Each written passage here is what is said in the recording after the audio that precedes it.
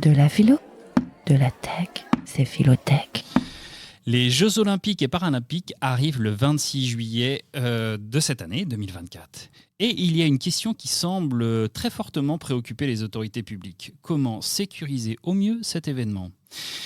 Il semble qu'une option se dessine et qui mérite un tout petit peu d'esprit critique, l'utilisation de la vidéosurveillance. Alors c'est en effet un dilemme moral qui se pose aux décideurs. Doit-on privilégier la sécurité des participants, athlètes et publics, aux Jeux, ou doit-on assurer le respect de leur liberté ? Alors les JOP, ce sont 10 500 athlètes olympiques, 4 350 athlètes paralympiques, 878 épreuves et pas moins de 15 millions de visiteurs attendus. Selon le comité d'organisation des JO, il faudra entre 17 000 et 22 000 agents de sécurité par jour, dont 2 000 pour la seule cérémonie d'ouverture qui devrait réunir 600 000 spectateurs.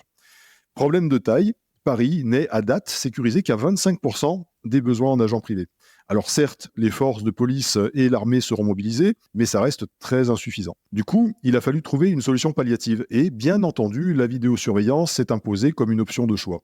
Cela étant, si la sécurité pourrait être ainsi assurée, se pose la délicate question du respect des libertés individuelles dans un environnement surveillé. D'où le dilemme morale-sécurité versus liberté. Mais du coup, comment on gère ce genre de situation très concrètement ?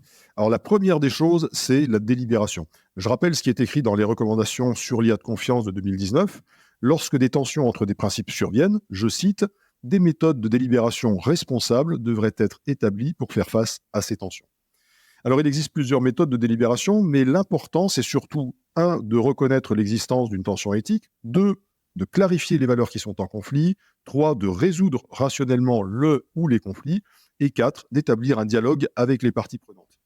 En tout état de cause, il faut suivre une méthodologie accompagnée par un expert de l'éthique. Alors, tu me diras pourquoi un expert, au-delà du fait que je prêche pour ma paroisse ? Eh bien, parce que la délibération, ça va demander de la neutralité axiologique et la mobilisation de concepts d'éthique. En l'occurrence, par exemple, quand on est éthicien, on pense tout de suite à la doctrine du double effet de saint Thomas d'Aquin, qui nous dit que, je cite, « rien n'empêche qu'un même acte ait deux effets, dont l'un seulement est visé, tandis que l'autre ne l'est pas ». On peut donc justifier une fin désirable par des moyens discutables, à condition que les effets de ces moyens ne soient pas désirés pour eux-mêmes. On peut aussi mobiliser les réflexions de William Ross sur ce qu'on appelle les devoirs prima facie, qui sont des devoirs moraux évidents selon les circonstances, et les devoirs réels qui sont, eux, absolus. L'idée étant ici de se concentrer sur les devoirs prima facie pour éviter de rester coincé sur des injonctions morales absolues contradictoires. Alors en fait, ce que tu dis, c'est que la délibération, elle permet d'opérationnaliser l'éthique, c'est ça ? Exactement. Dans le cas qui nous occupe, le dilemme qui se pose est entre deux valeurs, sécurité et liberté, mais aussi entre deux approches.